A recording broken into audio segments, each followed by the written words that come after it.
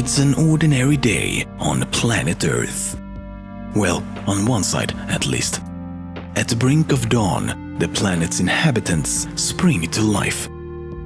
The species of the Earth has a natural ranking system. It's either hunt or be hunted.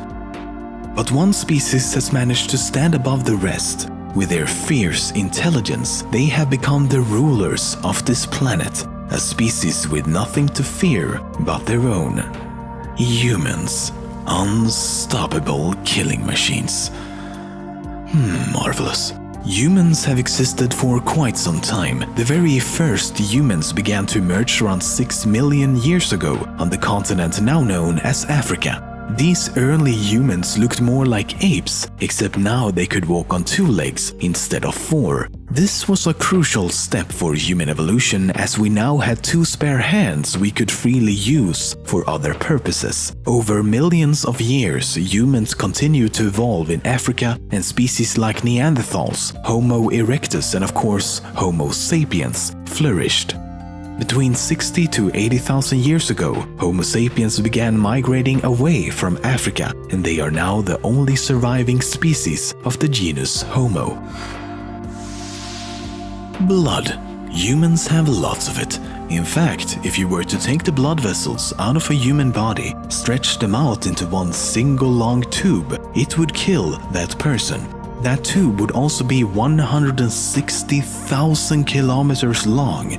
The lungs are quite enormous as well, because the inside of a human lung have some extremely complex features. Combined, these features give the human lung an internal surface area of roughly 70 square meters, about the size of half a tennis court.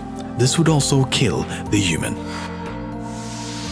Carl Sagan once said, and I quote, "We are made of star stuff." And while it sounds like something poetic, it's actually true. The elements that make up our bodies came from exploding stars or supernovas. But how much of our bodies are made of stardust? The average human body contains 7 octillion atoms. That's a 7 with 27 zeros. Now, to figure this out, we need to go back to the very beginning, the Big Bang.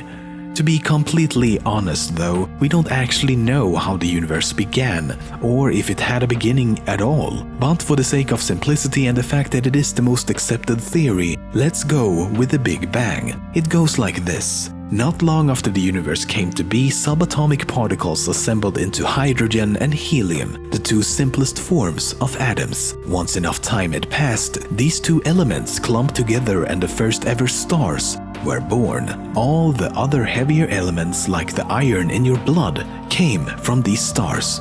So all we really need to do is figure out how much hydrogen and helium our bodies contain and then subtract that from 7 octillion. Turns out that we basically have no helium in our bodies and roughly 4.7 octillion hydrogen atoms. So 7 minus 4.7 gives us 2.3 octillion atoms that came from the stars. In other words, humans are a little more than 30% stardust.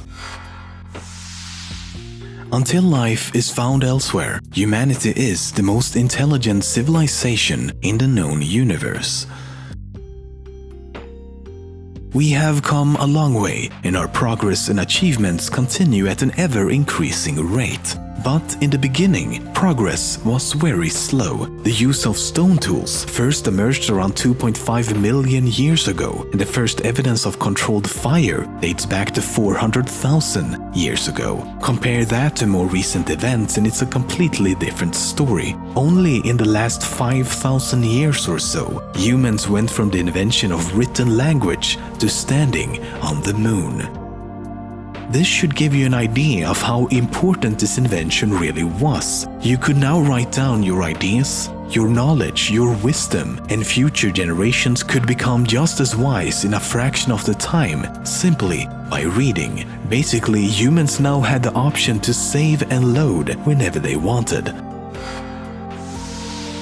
Exercise is a crucial activity for humans to stay healthy. Usually, the stronger you are, the better you will feel. To build muscle mass or to get fit, you repeat a certain motion over and over again to increase your strength. The general idea is that you have to move around.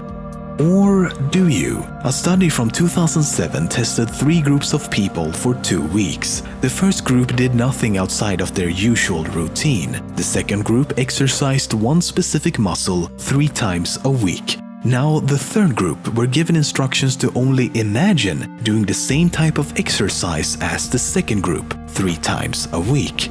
The control group who didn't do anything saw no difference. The second group who exercised saw 28% increase in strength, no surprises there.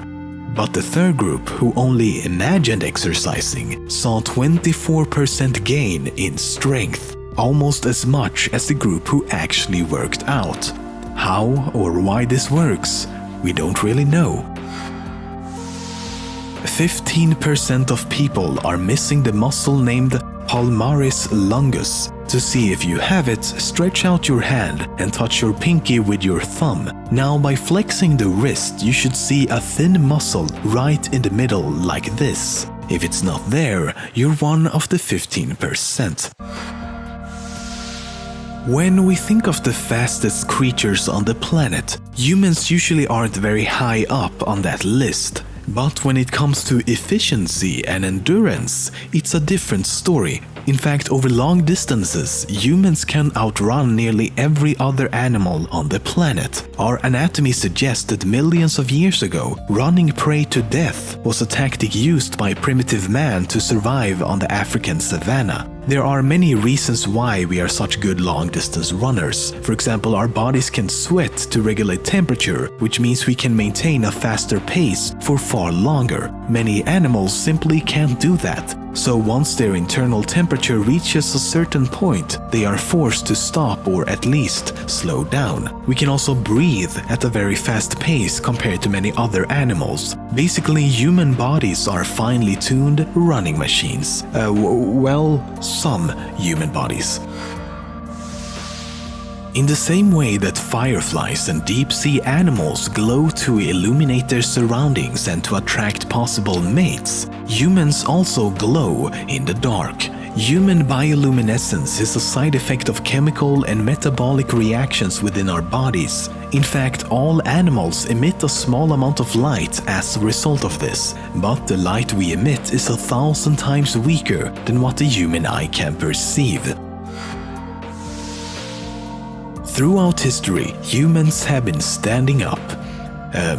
Let me explain. We began as hunters and gatherers. We were constantly on our feet. It was necessary to our survival and everyday tasks. We simply couldn't afford to sit around watching YouTube videos about the dangers of sitting. In essence, we only sat down if we needed to rest and/or eat. But as technology progressed, we became lazy. We started sitting down a lot more. Take myself as an example. Both my job and many of my hobbies require me to sit down for entire days on end. In my defense though, I am doing other things to counteract the negativities of sitting. Or so I thought. Turns out that sitting down is a serious risk to your health, despite of how much you work out or try to move around. The benefits of exercise are heavily outweighed by the negative effects of sitting. It makes you fat, increase the risk of heart-related diseases, higher risk of diabetes, gives you severe back and neck problems, and makes your bones a lot weaker, especially in your legs as they are not used at all when you're sitting.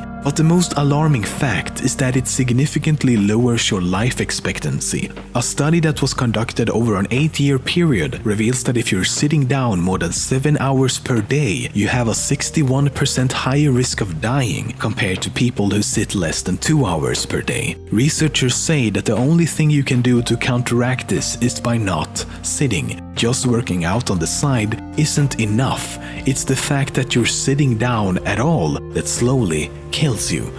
Brought to you by someone who definitely didn't spend the entire time of making this video sitting down.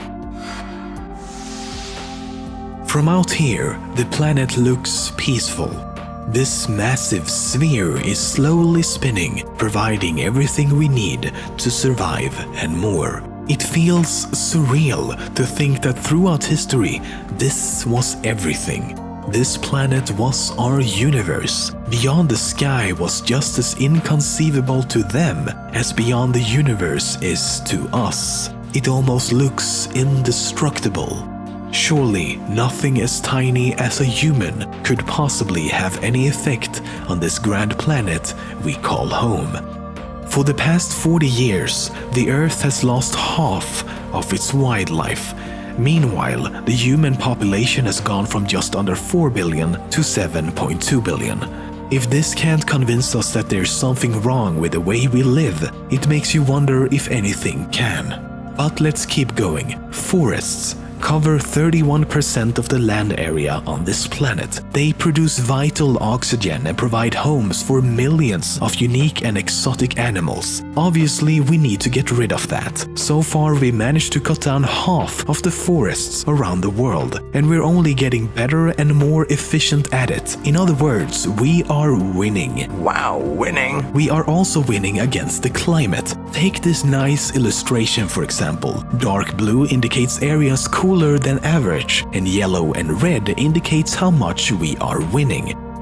The list could go on for a while, and frankly, it just gets worse. Water pollution, air pollution, land pollution, and as I've previously talked about, we are turning our oceans into acid through a process called ocean acidification. But the worst part of all of this is why we are doing it and who it benefits. We don't really need more of anything. There's enough for everyone to survive and live fairly comfortable lives. In fact, just for demonstration, you could fit the entire human population into the state of Texas. The problem is our greed. We want more. Who wants to survive and just live when you can have more than that? It has been estimated that the average American lifestyle requires 24 acres of land. If this was divided equally among everyone, we would need 10 planets.